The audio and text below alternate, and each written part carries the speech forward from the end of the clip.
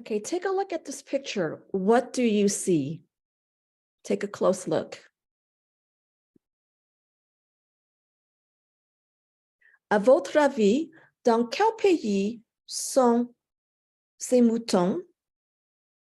Pourquoi ces moutons sont-ils dans le coffre d'un taxi? Okay, écrivez une description courte de l'image. Okay, so in your opinion, in what country are these sheep in this picture, and why are there sheep in the trunk of a taxi? Pause the video and write a short description of the picture that you see. What do you think is happening there? Where is this picture taken? Why are the sheep in the taxi?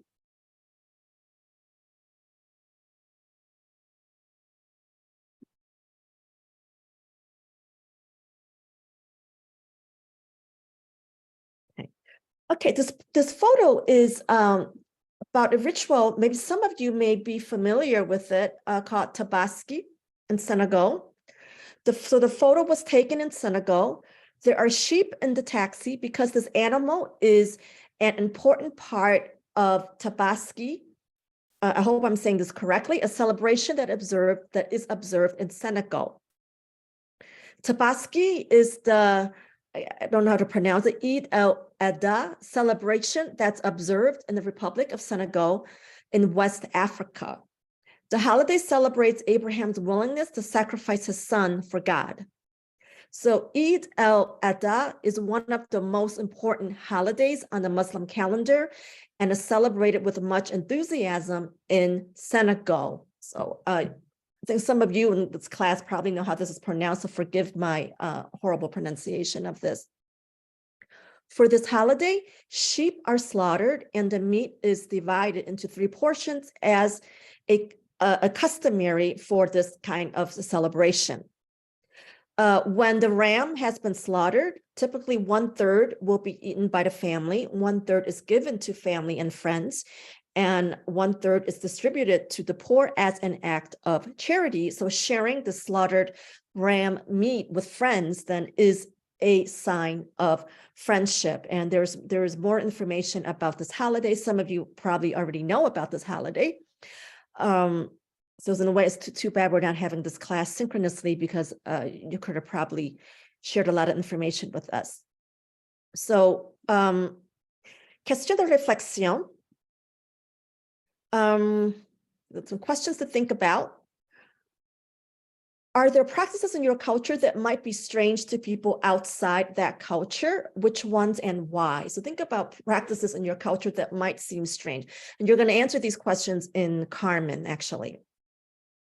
Then you're going to think about, why is it interculturally competent to view another culture's practices as strange? I mean, I have to admit that the first time I learned about this, it was actually through friends. When I was in graduate school, I learned about this, and I was actually invited to the celebration. And, you know, at first thought it was kind of shocking to see this, you know, and to see that there is there's sheep in their yard, and that sheep's going to be slaughtered as part of this ritual. And as someone who's not used to this, I have to admit that I found it, you know, a bit strange at the time. I mean, now I've learned about this much more, and I don't have that reaction anymore. But my initial reaction was a little bit of shock, I have to admit. You know, so I was not being very interculturally competent at that time. So 3, knowing what you know now, how would you react if you were living in Senegal and the dinner host served you mutton that had been sacrificed as part of the Tabaski celebration?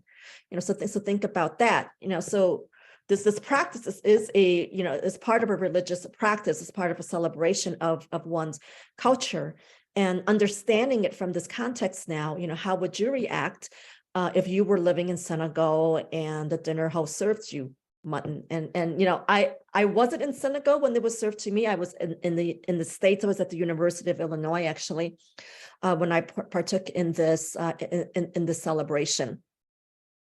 And have you ever been in a situation where you were expected to consume food or take part in a custom that was foreign to you. So think about that. Have you ever been in a situation where, an unknown situation, a different situation where you were asked to take part in a custom that was completely foreign to you?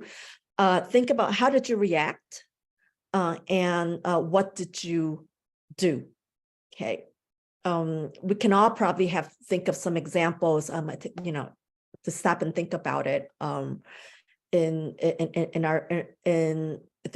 the course of our lifetime, practices that might have seemed strange, or that we were asked to take part in and weren't sure what to do. Okay. Yeah. So these questions you're going to answer in Carmen, and give the question some thought. You're going to write these answers in English, but do give these questions some thought.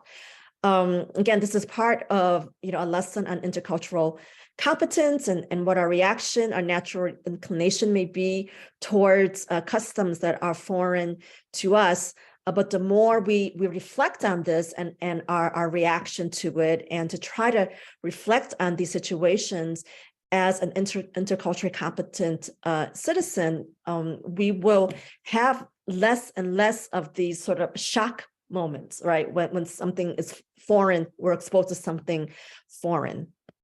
So just as a reminder, that an interculturally competent person realizes that people from different backgrounds, whether in their own country or not, have different perspectives of situations. So their perspective is not better or worse than your own, but rather based on different life and cultural experiences. In order to interact effectively with people with different backgrounds, we have to decenter from our own culture and experiences and seek to understand those of others and take them into consideration together with our own.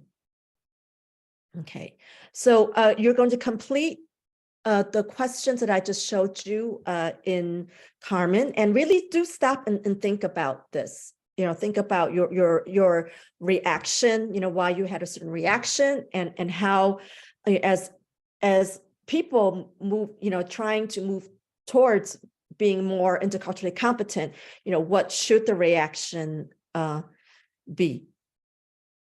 Okay, merci.